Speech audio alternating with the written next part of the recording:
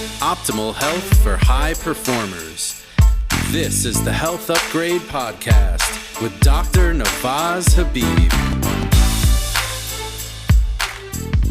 Welcome to a very special episode of the Health Upgrade Podcast. We're here in person with JP Errico here in Florida, local, which is wonderful. Thanks so much for swinging by. I'm excited to be able to do this in person with you. Well, you certainly traveled farther than I did, and I appreciate you coming down to Florida. It's my pleasure. I'll never say no to coming down here.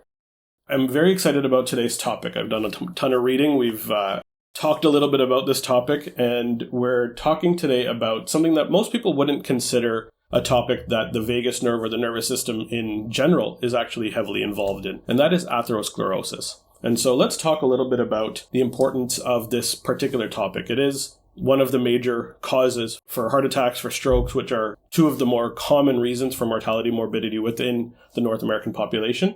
And so today we're going to dig into the role of the nervous system, the autonomic nervous system, the vagus nerve in particular, in controlling or eliminating atherosclerosis. Absolutely. And let's begin by talking about what atherosclerosis is. Atherosclerosis is a process that occurs in many, many people. And it includes the immune system responding to damage of the endothelial lining. And as a result of that recruitment of inflammatory cells, there is an enlargement of the tissue that sits beneath the endothelial lining that ultimately occludes the artery or vessel. And with calcification, ultimately results in the hardening of that artery and can ultimately be the site where clots occur and clots can break off, and that can lead to downstream effects that are extremely acutely damaging and can be lethal. Yeah, absolutely. And we know that the rates of heart disease, stroke are exorbitant through North American populations, no question, and growing everywhere else in the world. And so this is one of the major reasons for mortality and morbidity throughout the entire planet. And so understanding how these plaques form, understanding the process by which the pathology actually begins is really important to understanding what we can then potentially do about it. So why don't we dig in there? Yeah, and how the nervous system is involved, because It's not so clear, obviously, how the nervous system would be involved. But basically, the purpose of the vasculature is to transport, or one of the purposes is to transport materials around the body in an efficient way. And one of the things that gets transported around so that cells in various parts of your body that need things get it. One of the things is cholesterol. Cholesterol is critically important for the production of hormones, production of signaling molecules, structural uses, and it's carried in part by lipids like LDL. So LDL gets a bad name, but it is something that is important for us. You can't have none of it. So what happens is that things that are in the bloodstream have to get out of it. And it usually is transported through the wall of the vessel into the tissue beneath. One of the things that gets transported is LDL. When LDL is transported in high quantities, especially through an area where there's damage to the endothelial wall, that leads to a heightened level of inflammatory activity. And the tissue-resident macrophages and the tissue that's present will respond in a way that releases reactive oxygen species and other things that will have an effect on the LDL that's present in that, what's called the intima. It's the layer right beneath the endothelial lining. And so in that layer that sits right beneath the vessel, or right inside the vessel, you have a level of reactive oxygen species that oxidize the LDL into a different chemical form, and that then becomes immunogenic in a more robust way, and it ultimately results in cells being recruited, immune cells recruiting from the bloodstream and into the tissue, and so you have this buildup locally of immune cells that are active, that are causing more of this LDL to be oxidized, and ultimately trying to absorb it or engulf it. And you end up with macrophages and other tissues. There's actually smooth muscle tissue also. And those cells start to become filled up with this oxidized LDL. And they actually have a name for it because it looks like a foamy kind of substance inside the cell. These are your foam cells. Unfortunately, ultimately, these cells will break apart. So they can't stand that level of foaminess for too long, and they break apart. And that then just leads to more inflammation. And ultimately, you have this big clump of a mess. Basically, it's the insides of macrophages and smooth muscle cells and foamy LDL. And the body ultimately wants to just encapsulate it. And that leads to the calcification.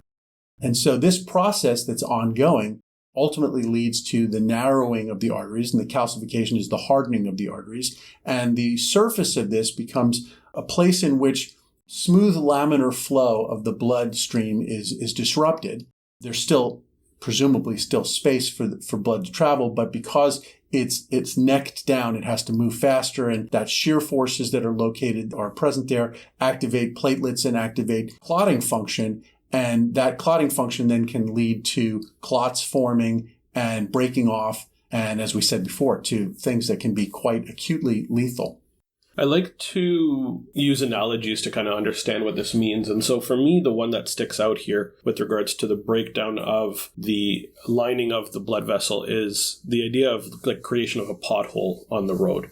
Right? We're driving along and all of a sudden we hit this pothole. And that pothole was created by over and over repetitive motion by cars that on an area of the road that was not smooth, not clean, and there were other environmental factors that might have created that trigger. So weather changes, rain, snow, whatever it happens to be, heat as well. And so what happens is over time that road is going to tear away a little bit, and all of a sudden we've gotten a big chunk taken away and there's a pothole on the road, and that's going to decrease the flow of the blood, or in this particular case the flow of cars across the road, and that's going to affect challenges there. Now atherosclerosis is almost like the workers coming in to fix up that pothole, but not doing a good job of it, or not doing it in a controlled way, and so they have this big hump that's created, or it's not flat and comfortable like it should be. And that's where the foam cells start to create that increased size or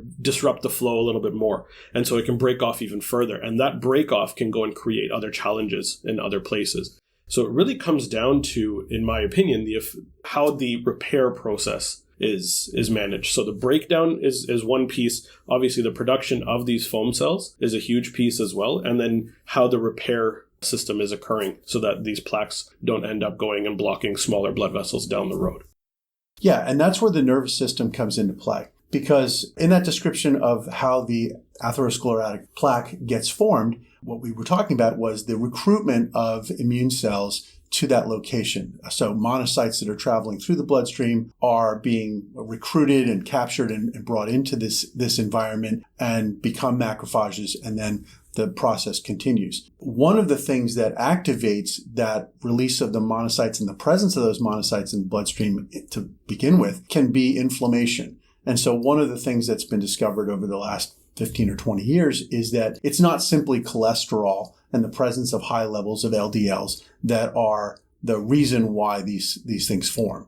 That there's actually an inflammatory process that doesn't have to be local. Mm-hmm. Certainly the local inflammation is what's recruiting them to that specific location, but the presence of these activated monocytes in the bloodstream is a function of systemic inflammation, which can be measured with things like C-reactive protein and other things. And so it turns out that there's a role for the immune system, for the autonomic nervous system and the immune system working in concert. I won't say to our benefit, but it's typically sympathetic activation. So it's the activation of your sympathetic nervous system that causes monocytes to be recruited, to be formed, and to be released into the bloodstream, either from the blood-forming tissue or from the spleen. And the release of those cells into the bloodstream leads to this acceleration of this feedback loop that we were talking about, where more oxidized LDL leads to more activated immune cells, leading to more signaling, causing more monocytes to arrive. And this feedback loop that just, ultimately results in damage. Mm. So what we want to do is we want to use the autonomic nervous system to tamp down that signaling to upregulate inflammation. Now, within the medical community, we're already considering this as a target for therapy. I mean, people use beta blockers, for example. Beta blockers are obviously a medication that's been used to treat high blood pressure, but it's also been recognized in the presence of atherosclerosis to alter the signaling within the sympathetic nervous system and reduce the upregulation of inflammation. And then separately, targeting the inflammation directly, there is now a recognition that drugs like statin drugs that have been so remarkable in reducing cholesterol levels, we're finding that perhaps the real mechanism, or an important part of their mechanism, is that they're anti-inflammatory also. And now whether that anti-inflammatory activity comes from simply reducing the high levels of LDLs, or does it have a separate pathway that is purely anti-inflammatory and it's simply additive? Still being studied and looking forward to good answers there, but there's other ways to reduce inflammation. Certainly anti-IL-1 drugs are being investigated, and other drugs that reduce the levels of those inflammatory cytokines are showing promise for reducing atherosclerosis. That's great. And having these therapies, no question, it's so important that we're able to address the inflammation when it does occur in those acute circumstances, or as a preventative mechanism when the levels are found to be high.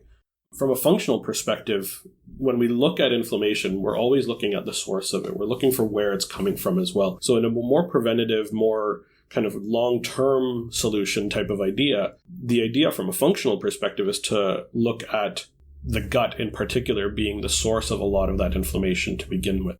And one of the main triggers here in the production of an inflammatory response internally is lipopolysaccharide, which is bacterial endotoxin that's entering the body. And generally enters the body via the gut, through the gut lining, through what we know now as a leaky gut. This can happen due to dysbiosis, due to excessive bacterial levels or imbalanced bacterial levels. Even the presence of parasites or yeast can activate a leaky gut that'll allow the normal levels of LPS to come in and actually activate that immune response as well, leading to an inflammatory reaction.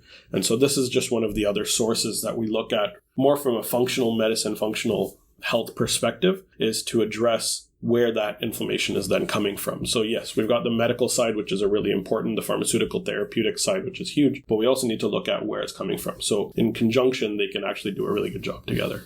Yeah, absolutely. And the gut is an incredibly important part of maintaining a good balance within your immune system and preventing inflammation.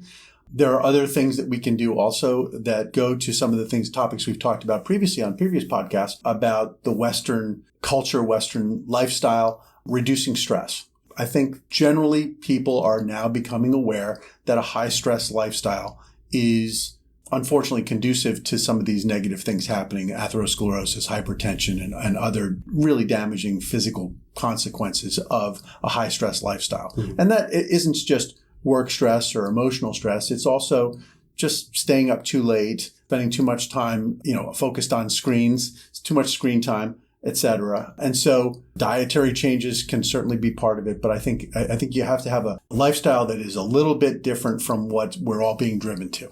So I think if we bring this sort of back to how the autonomic nervous system plays into this, all of those things, that leaky gut, stressful lifestyle, lack of exercise, all of those things are activators of the sympathetic nervous system. And as we said earlier, the sympathetic nervous system and inflammation drives the creation of monocytes and activation of those monocytes to move into the bloodstream and ultimately to move into the tissue and the endothelial lining and through the endothelial lining into the intima where that atherosclerosis is occurring. So what we need to do is reduce the inflammatory triggers, but also are there ways for us to modulate the sympathetic nervous system and activate, for example, the parasympathetic nervous system to have that anti-inflammatory effect? And it turns out that, and we've discussed this before, there is this pathway that has been discovered about 20 years ago called the cholinergic anti-inflammatory pathway.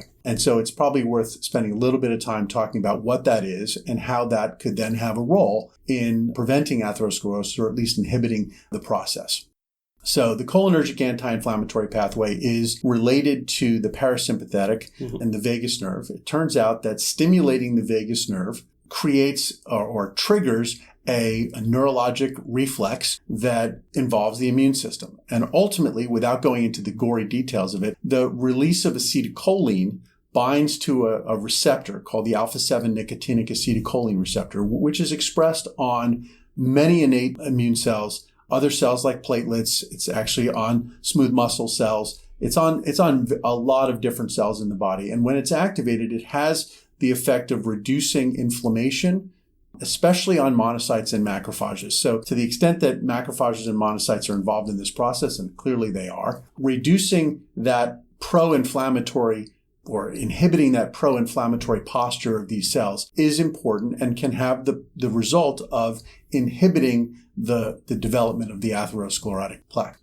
I think the most important piece of the puzzle here is understanding that receptor is so important in the cascade of creating that anti-inflammatory pathway. And the receptor is this alpha-7 nicotinic acetylcholine receptor, meaning that it's activated both by nicotine and choline, which we'll talk about in a little bit. But there's different ways that the acetylcholine gets to that receptor to activate it. The most common one that we are aware of, that we're talking about most commonly with the parasympathetic nervous system via the vagus nerve, is physically the synaptic endpoints of the vagus nerve simply releasing acetylcholine, which is its primary neurotransmitter, only neurotransmitter, at local areas. This happens in the gut, this happens in the lungs and the heart. Wherever the vagus nerve has an endpoint, it'll send out acetylcholine directly. What's important to note here is that the vagus nerve goes to many places, but it can't go everywhere. And so my thought process here is that the branch of the vagus nerve that goes to the celiac ganglion that then activates the splenic nerve, we're releasing acetylcholine at the ganglion itself. The splenic nerve then goes to the spleen and activates or releases norepinephrine. And with norepinephrine, it activates the T cells. CD4 plus T cells. Those cells then in circulation will send out acetylcholine. And so it's a secondary source of the acetylcholine to be released, having an effect on the macrophages and on the other cells where this nicotinic acetylcholine receptor is present to have that anti-inflammatory effect.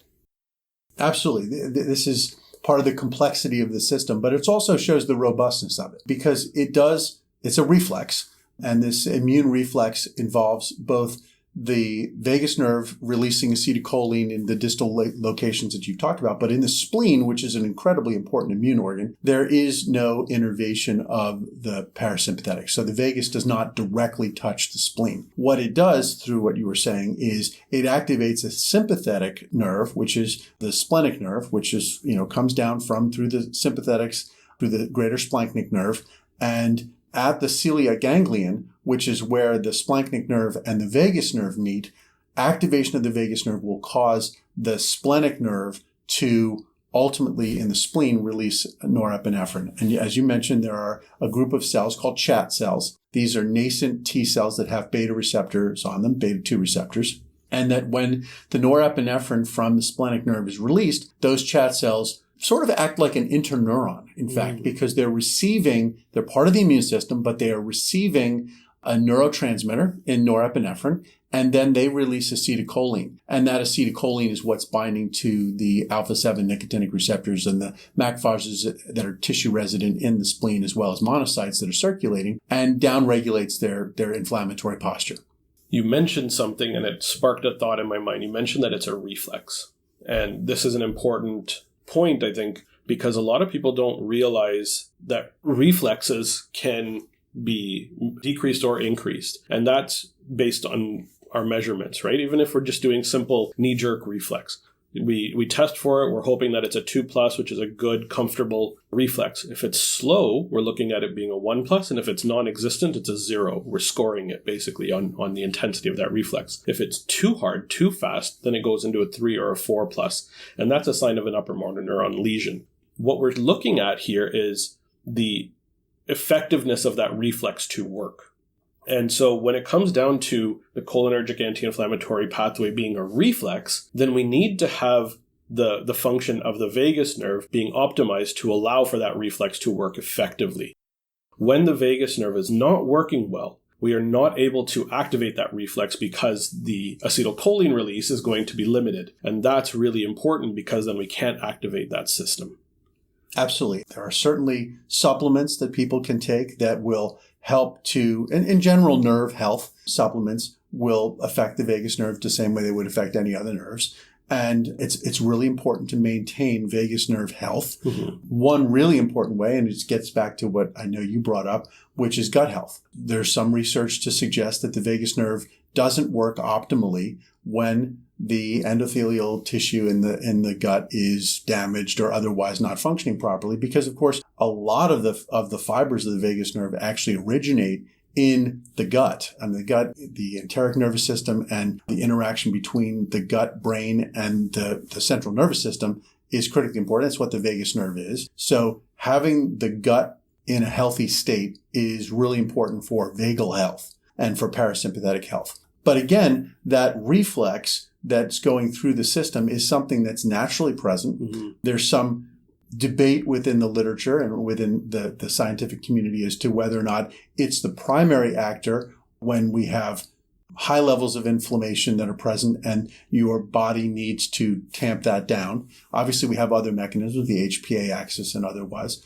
and glucocorticoids that are in circulation. But being able to regulate inflammation on a literally second-by-second basis is something that does require the nervous system to function properly. And that's one of the things that the vagus nerve is doing. When the vagus nerve is not functioning properly or it's not being activated sufficiently, higher levels of inflammation will be present in the body because that reflex is being inhibited. So to your point, if you're looking at the knee-jerk reflex and you're only measuring 1, well, that could mean in the parallel with the cholinergic anti-inflammatory pathway that your systemic levels of inflammatory cytokines and your inflammatory posture is just higher. And over time, that can be damaging. Yeah, and so it's just a very simple analogy to understand what we're looking at here when it comes down to that actual vagus nerve activation. And so I think, why don't we take a little practical break here and talk about practical ways to ensure that vagus nerve is functioning well.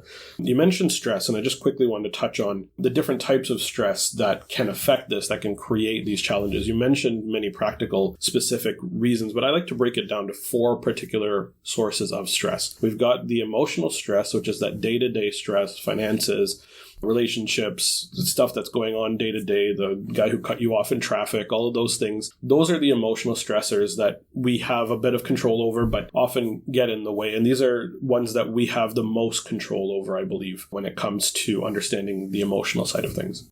There's psychological stressors, which you could say, well, how are they any different from an emotional? I like to look at psychological stressors as things that happened in the past, traumatic incidents, traumatic events that kind of, in a crude way, scuffed the lenses through which you see the world.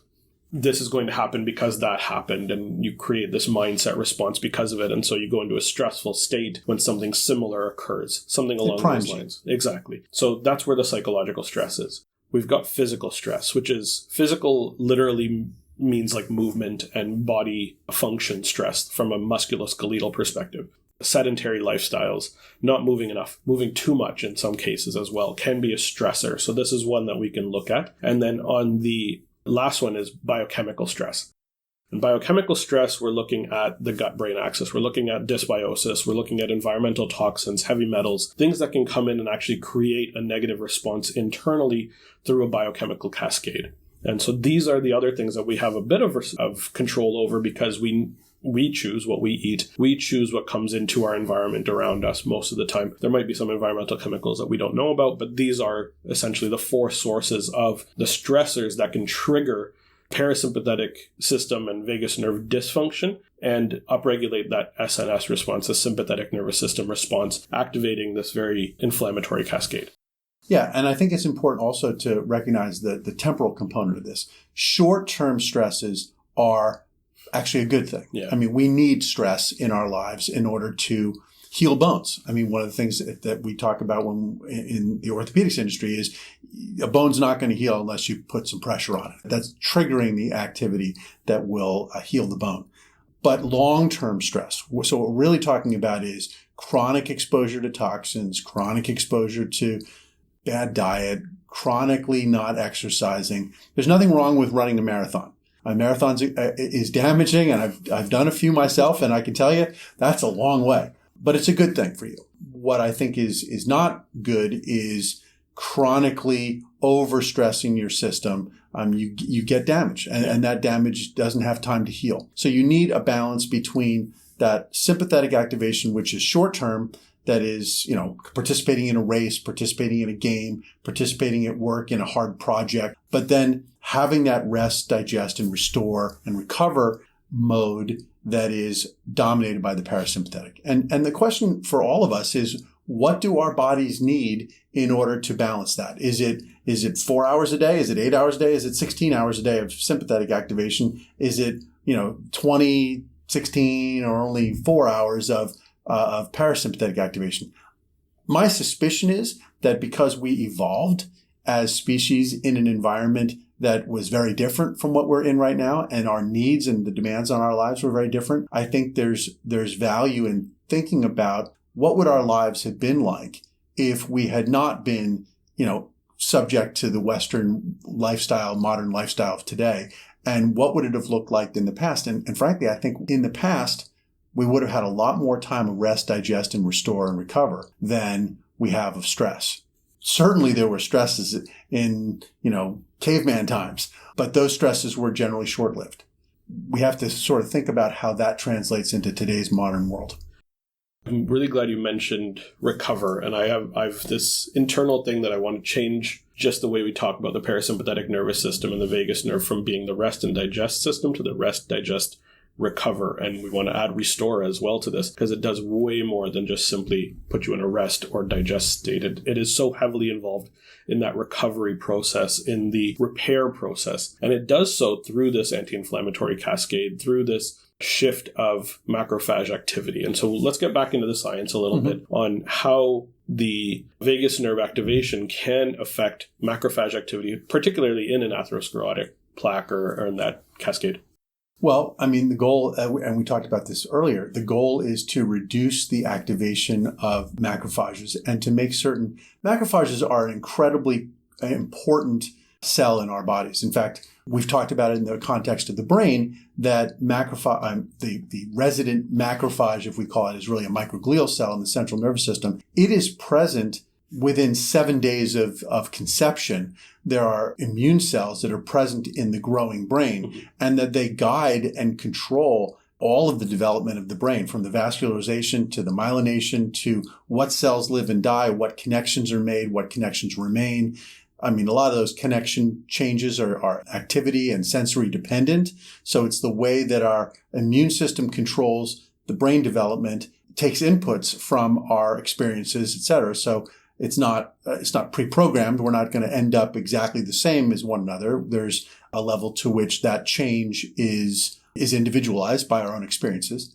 But the same thing is occurring in our organs. There's the resident macrophages are present very early in that tissue that's growing, and they have certain roles that are very specific for that time. During organ development, there are, and it includes in the brain and the liver and the lungs and kidneys and the heart, those resident macrophages have roles that may appear at some level to be something like inflammatory, because there's a lot of pruning and cutting back of tissue that shouldn't be growing but is growing. And so what we need is to understand that during that phase, there's productive inflammation. I don't want to call it's not really a pro-inflammatory state. It's still pro-developmental state, but it has certain ways of behaving that are eerily similar to pro-inflammatory. Then after the organs have developed and we've gotten through our growth phase and we're in adulthood, those macrophages, which by the way, are around for life. Yeah. Those cells last from gestation all the way through old age. Those cells remain, and they have sort of a homeostatic maintenance function. Their role really is to remain in a non-inflammatory state, just sort of housekeeping, doing some basic tasks that we need them to do. What happens in old age is that those macrophages have been insulted enough over just normal life that they become primed and they're ready to be more damaging. And if there's genetic problems, or if that priming has become too extreme, they sometimes in old age will revert to that excessive pruning that is necessary in development, but isn't really appropriate for adulthood. And so they start to revert back to a damaging role, which may or may not look exactly like inflammation, but still has a damaging effect that's reminiscent of that. And so you sort of, we have this expression that, old age is a second childhood. Unfortunately, our macrophages sort of took that seriously. And in old age, as a result of a life of, just a normal life and the challenges and damage that occurs, they sometimes, and not always, but sometimes revert back to a posture that's reminiscent of development and do damage. And part of that damage can be in the central nervous system. We've talked about degenerative diseases like Alzheimer's and Parkinson's. Mm-hmm. That's what's happening or can happen there. But that can happen in your other organs. There can be fibrosis in the liver. There can be kidney damage. There can be, in the context of the vasculature, atherosclerosis. If the macrophages are in a quiescent state and relaxed and not primed, then maybe the presence of high levels of LDLs is ignored. It's not something that it reacts to. But at some point, if they're prone to it, they will begin to react, and that feed-forward process can begin. And to the extent that modulating the autonomic nervous system can have the effect of reducing that inflammation and reducing that priming into that state, that's what we're hoping that people will be able to access for themselves. And whether that's doing things like exercise or, there are things that you can do, behaviors and activities that will activate your vagus nerve, your parasympathetic. Those are wonderful things to do. There are some easy ways of doing it, which involve new technologies, whether they be implantable or non-invasive. There's ways of activating the vagus nerve. To the extent that we can activate the vagus nerve and activate that anti-inflammatory process, by and large, that's a very good thing across a number of different conditions, including potentially in preventing atherosclerosis. Yeah, this is really important because now we have practical advice, and we know that this whole process is multifactorial. We know that LDL plays a role. We know that LPS potentially is playing a role that activates the LDL. We know that the presence of and the activation of these nicotinic acetylcholine receptors, the alpha-7s in particular, is heavily involved in controlling this and limiting it. And when it's not activated enough, or when the vagal tone is a little poorer than we want it to be, if it's at that 1+ level, then it's not going to create that response that we need and not allow us to get into that recovery state as readily as we can. And so practically, the things that we can do include these multifactorial lifestyle supportive type of things. Eating a healthier, cleaner diet, avoiding processed foods, sugars, heavily processed omega-6 oils, things like that. We want to eliminate the things that are going to create these challenges. We really want to be very careful with movement and making sure that we are moving enough, not sitting on our butts for 10, 12 hours a day. And so getting up and moving around and making sure that our muscles are using the sugars that are present in our bloodstream, that they are creating energy and activating the muscle cells effectively. And so movement is key. And from the emotional and psychological sides, we can look at the deep breathing exercises. We can look at the humming, the chanting, the gargling, the things that we know are going to be vagus nerve activating, and work on managing that emotional response so it doesn't trigger a cascade of other inflammatory sympathetic type of events. And so in a very practical sense, supporting atherosclerosis or eliminating the risk of it going off, breaking off, and creating a challenge like an MI or a stroke is heavily involved in the anti-inflammatory lifestyle, not just the anti-inflammatory response. That said, when cases might be severe enough to require it, pharmaceuticals are an option, but we also have the idea of vagus nerve stimulation through potentially non-invasive or invasive methods as well. Yeah, and I don't want to leave people with the assumption or the belief that the only way to live a healthy lifestyle is to divorce yourself from all the Western comforts. I mean, we all like fast food. It's designed that we will like it.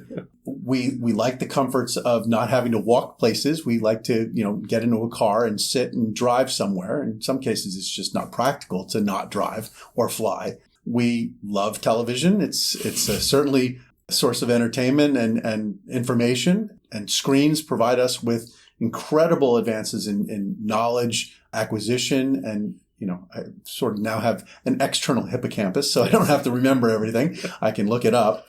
But to the extent that you don't want to divorce yourself from that and go back to eating, seeds and nuts and walking everywhere and hunting and turning off the candles when you go to bed at night at 8:00, to the extent that you don't want to do that, there are hacks, if you will, biohacks, some of which are, you mentioned things like gargling and Gregorian chants and yoga breathing techniques, etc., that people can do.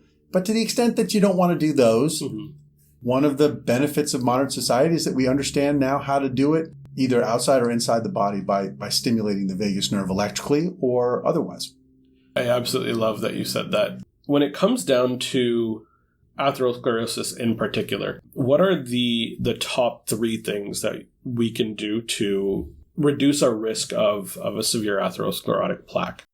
Well, I think the first thing is a better diet. The second thing is reduce the stress in your life. And I think the third thing is really try to minimize the damage to that endothelial lining to begin with. And we didn't talk about that, but the causes of that damage can be hypertension. It can be toxins. It can be, injury can cause it as well. But usually injuries resolve themselves without this. So to the extent that you can do things that are good for your vascular health, which really is no different from really, frankly, the endothelial lining of your gut. Yeah. So to the extent that you fix one, you're going to fix the other.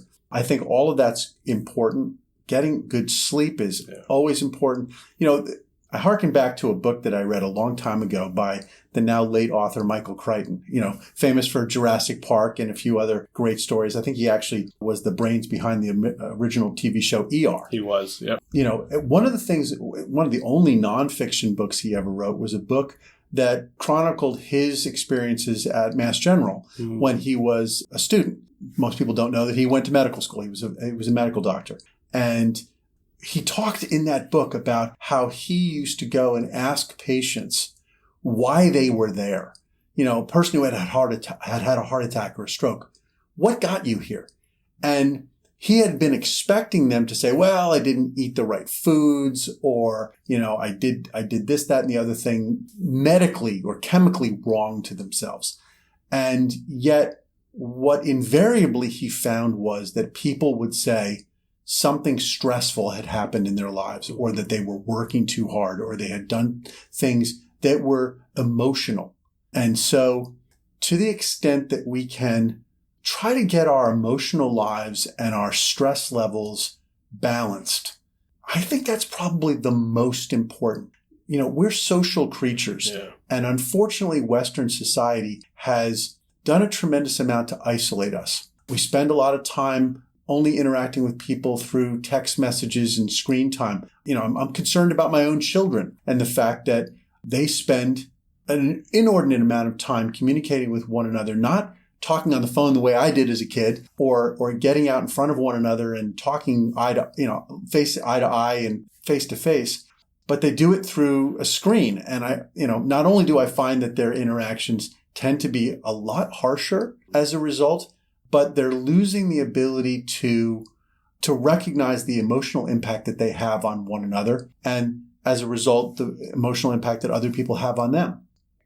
Just like many parents, I have on occasion had to take the phones away from my kids. And, my wife and I will tell you that when we do that, they revert back to a much more friendly, interactive, socially adjusted state. So I believe it's reversible.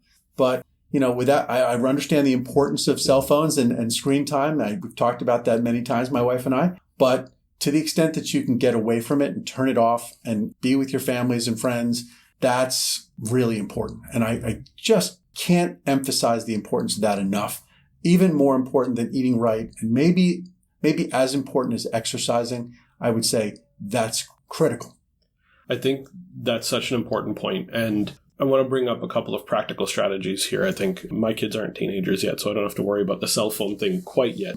But I imagine that, and I have some friends that do this, but there's screen-free time and screen-free zones. Essentially, the dinner table would be a screen-free zone. No cell phones, no laptops, no iPads, whatever it is. None of that at the dinner table. You're sitting with your family and you're eating your dinner. And that's a secure, safe space for people to sit and interact with one another. Something along those lines could be a great practical tool here. And I think the key to all of this, like we wouldn't be able to record this or have been in touch without that technology, without the cell phones, without the laptops, without the camera and the light and all the things that we're doing. None of this is really possible. So the key here is balance. I think really what we need to take away is this 80-20 rule. If we can be present and good at what we're doing 80% of the time and allow ourselves 20% of the time to kind of go off and be a little bit more rebellious and do the things that we know we're not theoretically supposed to do, but we can come back and put ourselves into that recovery zone more often than not, then we're able to recover more readily. That balance is, in my opinion, the absolute key to making this work well.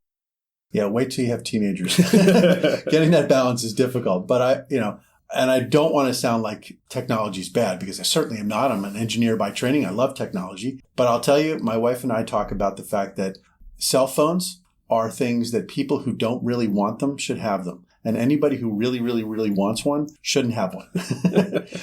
But getting back to the science, I think technology has the ability to drive a dopaminergic versus a serotonergic response. And I think that's something that they're built around. I mean, there's a lot of research that suggests that. There's a lot of exposés that have been written about the fact that even within these companies that develop these things, they're focused on a dopaminergic response as opposed to a serotonergic response. And just to explain what I mean by the difference there, it's the difference between pleasure and happiness. Pleasure is something that you get from the outside. Happiness is something you have on the inside. Mm-hmm. Happiness really means contentment, and it means I don't need anything. Pleasure means I need something in order to be able to reach this state from the outside. Something gives me pleasure. I don't have pleasure inside me. I have it from somebody else or something else giving it to me. Happiness is something that I have, and I can give it to other people simply by being it. Being around happy people makes you happy. Yeah. Being around happy people doesn't give you pleasure. It makes you happy, because contentment breeds contentment. And so, again, getting back to what are the things that we can do to reduce the risk of hypertension, reduce the risk of atherosclerosis, and frankly, reduce inflammation overall. And it's been shown. Be socially engaged. We know that in old age, one of the things that prevents dementia is being intellectually active and being socially active. We know that people who live alone are at much higher risk of dying earlier. And it's not simply because there's not protections there. It's because there's not a social network that protects people. So be engaged in your social network. Be engaged with other people face to face, not through screens as much as possible. Talk to people on the phone versus texting them. Engage in other people's lives. Have them engaged in your life, and it will be a better existence and a healthier one.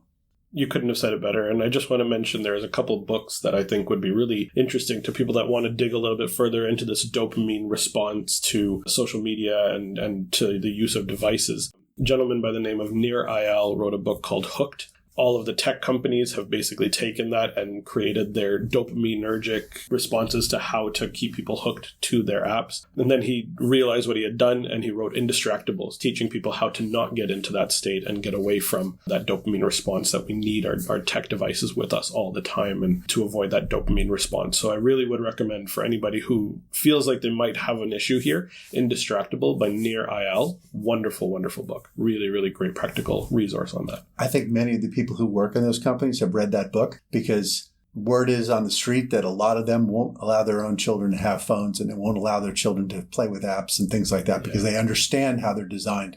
Again, I'm not somebody who's opposed to technology, but at the same time, we just have to be careful. Just have to be careful. As you said, it's the 80-20 rule. Just everything in moderation. I think we'll all get there if we exercise a little bit, spend some time with family, focus on a good diet, and maybe a little vagus nerve stimulation, whether it be by gargling or using a device. It all will work. I love it. This is a great episode. I think this was a great place to end our conversation today as well. So thank you so much for joining me here physically today. This is very exciting for us. Happy to do it. It was great. It was good. We are now in person talking about doing what we talk about doing all the time rather than being on Zoom. So this is wonderful. So thank you all for joining today on this wonderful episode of the Health Upgrade Podcast. And look out for great new content coming up. We've got a ton of wonderful speakers and guests lined up, and we're really excited to share this information that's practical and useful with all of you and with your patients, your loved ones. Please share this episode with anyone that you feel could use this information and could benefit from it. Thank you for having me. Appreciate it.